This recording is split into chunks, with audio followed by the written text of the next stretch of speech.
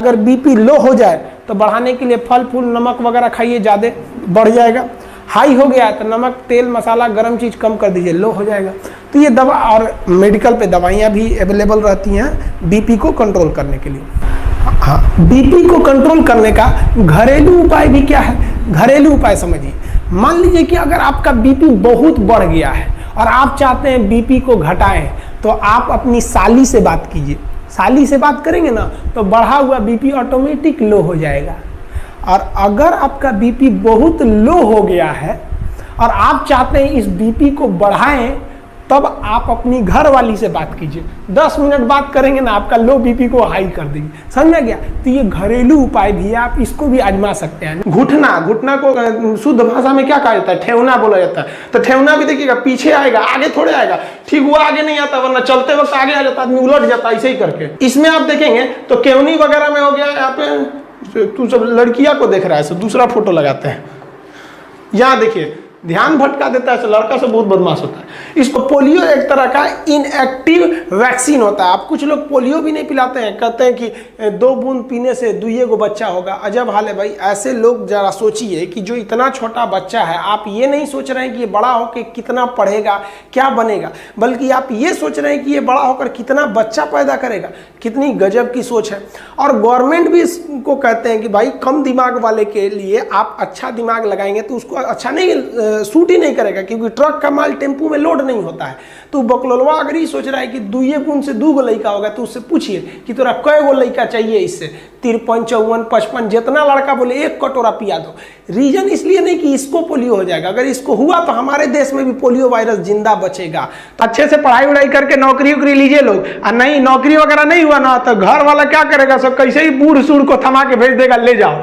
जो बनती है आलिया उसी को मिल जाता है कालिया। इसलिए ज्यादा मेकअप टेकअप पे ध्यान नहीं दीजिएगा, इन्हें कि ठोड़ और रंग के घूमने लगे या कोरोना के बीच में। पढ़ाई पे ज्यादा ध्यान दीजिएगा, पढ़ाई वगैरह करिएगा, तब ना आपको अच्छा घर द्वार मिलेगा। नहीं तो ऐसे थमा देगा किसी को, घर वाला कोनो सरकारी नौकरी लेके आएगा और कैसनो रहेगा, एकदम करिया भूचेंग लेके चल जाएगा। इसलिए सब लोग भाई पढ़ाई एकदम दिल से कीजिए। अब कुछ लोगों का कहना है कि भारत को 2 फ्रंट वार झेलना पड़ेगा, एक चाइना से, एक पाकिस्तान से। हमारे हिसाब से ये 1.5 फ्रंट वार है। पाकिस्तान थोड़ी ना लड़ पाएगा भारत से। अब अंदाजा लगाइए ना, पाकिस्तानी सेना प्रमुख बाजवा का क्या कहना है कि पाकिस्तान का जो एरिया है वहां पर जितने हॉस्पिटल है उसमें 50% बेड खाली रहे, क्योंकि इनको पता है कि जो इनकी फौज है ये पिटा के आने वाली है और इनके लिए बेड खाली रहना चाहिए। और साथ ही कहा है कि ब्लड का भी इंतजाम रखिए, क्योंकि इनको पता है भारत वाला बहुत बुरा थूरता है सब, तो ब्लड वगैरह गिर जाएगा, मुंह हाथ फूट जाएगा, तो ब्लड की भी जरूरत है। पहले से ही बेचारे तैयार हैं। वाह, हम लोग की फौज हथियार खरीद रही है, इसे थोड़ा ब्लड ये सब बेड वेड खरीद रहा है। अच्छा है भाई, आपको कम से कम पता तो है आपको आपकी औकात। अब आपके दरवाजा में ग्रीस घट गया तो दरवाजा खोलेंगे तो चोए चोए बोलेगा। वैसे ही आपके शरीर में जैसे बुढ़ापा में यूरिक एसिड बढ़ेगा, साइनोवियल द्रव घट जाएगा, अब आपकी हड्डी चोए चोए बोलेगी। तो उसी को कहते हैं लोग गठिया हो गई लो बाबू को। तो देखिएगा बूढ़ा बुजुर्ग आदमी को गठिया हो जाता है, घुटना में बैठिए नहीं पाता, बैठेगा तो चोए चोए करेगा, तो पकड़ के बैठेगा, अरे बाप हो, लाठी ले ले रहेगा। अब बैठ जाएगा तो उठेगा एकदम कहर कहर के। बुढ़ापा बड़ी खतरनाक होता है। अगर आप चिकन बनाते होंगे कुकर में और अगर 12 सीटी लगा दीजिए, जहां 12 सीटी लगा देंगे ना तो टेंडम जितना है वो गल के खत्म हो जाएगा। तो कुकर जब खोलेंगे ना तो हड्डी अलग मिलेगा, मांस अलग मिलेगा। हड्डी और मांस को कौन जोड़ के रखता है? टेंडम। किसी किसी में टेंडम बहुत ज्यादा होता है। तो कोई कोई मुर्गी लाइएगा ना, बूढ़ मुर्गी, उसे ससुरा का मीट में नहीं गलता है, उसका गलबे नहीं करेगा, घींचना पड़ेगा इसे, उसको खींच के। काहे के लिए? वो बूढ़ मुर्गी का टेंडम जो है तगड़ा था, यानी हड्डी से मांस बढ़िया से पकड़ा हुआ था। समझ में आ गया? बुढ़ापा में टेंडम वगैरह गल जाता है, देखने झूल जाता है आदमी का शरीर एकदम। हाँ, हड्डियों का ज्वाइंट होता है, उसे क्या कहेंगे? लिंगामेंट। यहाँ भी लिंगामेंट होगा, यहाँ भी लिंगामेंट होगा। आजकल डॉक्टर एक टेक्निकल भाषा का प्रयोग कर रहा है, जहां ज्वाइंट से हड्डी टूट रहा है ना तो पेशेंट को डरवाने के लिए कह रहा है, oh my God what happened with his.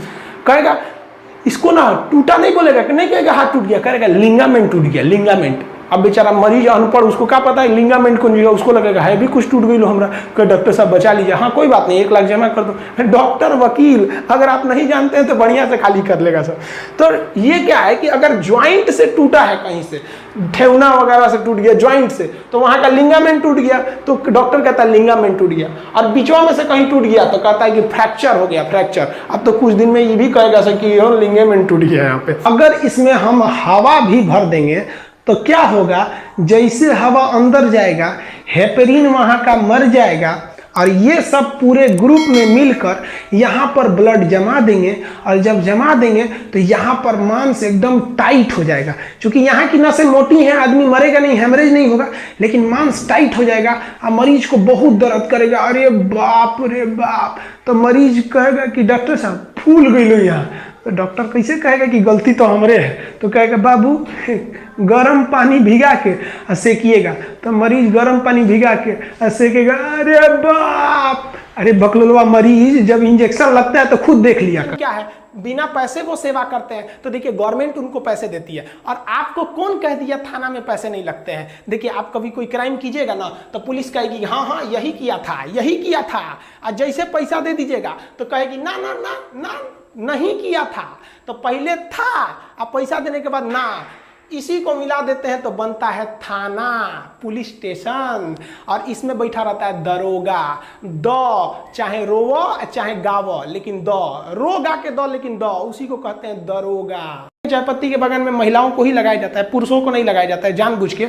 महिलाएं आराम आराम से नोचते रहती हैं, सब पत्तियां उसकी रखते रहती हैं सब इस तरह। पुरुष को लगा देंगे सजरा, दिन भर कहीं ना कहीं झगड़े कैले रहता है और नोचते में उसको अगर याद आ गया झगड़ा के बाद गुस्सा में तो कहेगा ना गला दबा देंगे वहां पे, गुस्सा में नोच देगा, पूरा खेत तो उखड़ जाएगा। इसलिए पुरुष को चाय पत्ती में नहीं लगाते हैं लोग। स्कूल में पढ़ने के बाद आपको लगेगा जॉब, अब चाहे प्राइवेट जॉब लगे चाहे सरकारी जॉब लगे, आप कहीं भी जाइएगा आप जॉब कीजिएगा। जॉब करेंगे तो वो चला जाएगा तृतीयक सेक्टर में। ये लोग जॉब कर रहे हैं तृतीयक सेक्टर में, इन सब का हम थोबड़ा ढक दिए हैं। इसे जरा इसको देख रहा था सब, देखिए ना यहाँ पर इसको देख रहा था सब, देख रहे हैं कौन सी जॉब करेगा सब? अयो बकलोलिया देख रही है उसी को यहाँ पर।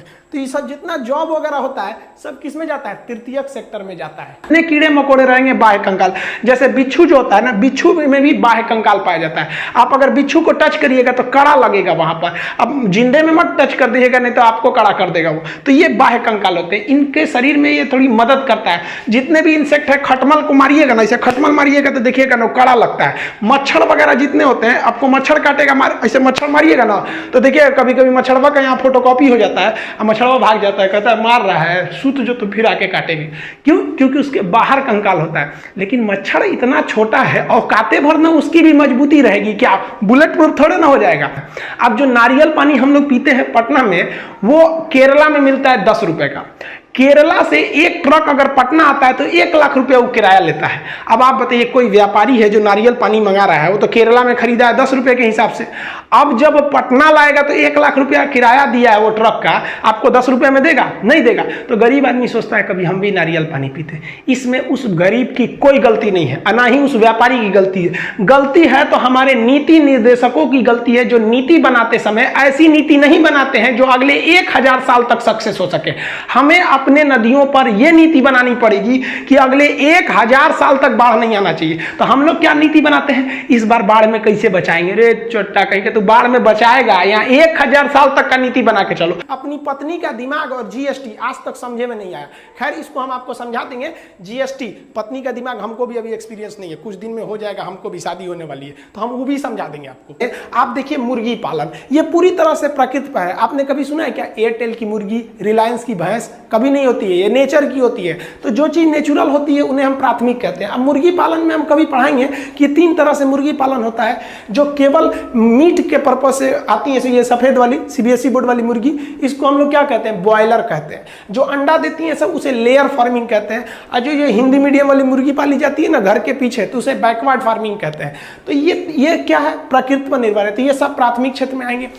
तो ये सऊदी अरब के राजकुमार जो राजा थे उस समय फहाद, उन्होंने फोन किया इसको कि रे चोट्टा कहीं का तू शांति से रह जाओ मैटर पे, ना तो तोरा हम व्यवस्था कर देंगे। ये खुद अपनी आत्मकथा में लिखा है कि हम तो नवाज शरीफ को टपका दिए रहते अगर ये बीच में नहीं आए रहते। तो सोचिए ये अपने प्रधानमंत्री को टपका रहा था। रे चोट्टा, हम तो कहते हैं कि पाकिस्तानी की आर्मी जिम्मेदार है, लेकिन हमारे देश के इंटेलिजेंस भी जिम्मेदार है। तुम जासूस किस काम का रहे कि तुमको ये पता नहीं चल रहा है कि पाकिस्तान की हजारों फौज घुस गई, वो आर्टिलरी लेके चले आए, एमुनेशन लेके चले आए, मिसाइल लेके घुस गए, हमारी फौज चुपचाप मुंह देख रही है। हमारी फौज तो बहादुरी से लड़ी, जो जासूस थे सब, इंटेलिजेंस, वो चोट्टे कहां मर गए थे सब। और ये हमेशा से यही होता है। 1962 की लड़ाई हम लोग को मुंह की खानी पड़ी यही जासूसों की वजह से। 1984 में ये ससुरे सियाचिन में घुस गए थे, फिर भी कुछ नहीं हुआ। अरे सब छोड़िए, 2008 में देखिए ना, मुंबई में जब हमला हुआ तो हमारे जासूसों को पता ही नहीं था कि कजमल के साथ घुस गया, हमला कर दिया, चोट्टा सरकारी नौकरी लेना है, कोनो काम का नहीं है सब अधिकारी। इनको ले आके हम तो रहते ना वहां पे, हमारे पास पावर रहता ना, हम तो जितने अधिकारी हैं ना ससुरन को जिस तरह से पाकिस्तानियों को भूने थे ना उस तरह भून देते ससुरा। तुम क्या कर रहा है? क्योंकि हम युद्ध जीत सकते हैं। हमारे इतिहास में एक और शौर्य गाथा लिखी जा सकती है, लेकिन उन माओ की गोद जो सुनी हो गई करगिल की लड़ाई में, उन्हें हम कभी नहीं लौटा सकते उन चोट्टे जासूस इंटेलिजेंस वालों की वजह से। बस नौकरी हो गया ना, सरकारी नौकरी, अब कौन जरूरत है जासूसी करने का? मेहरारू संगे घूमो हम लोग, हाँ कैसी हो देश भाड़ में जाए।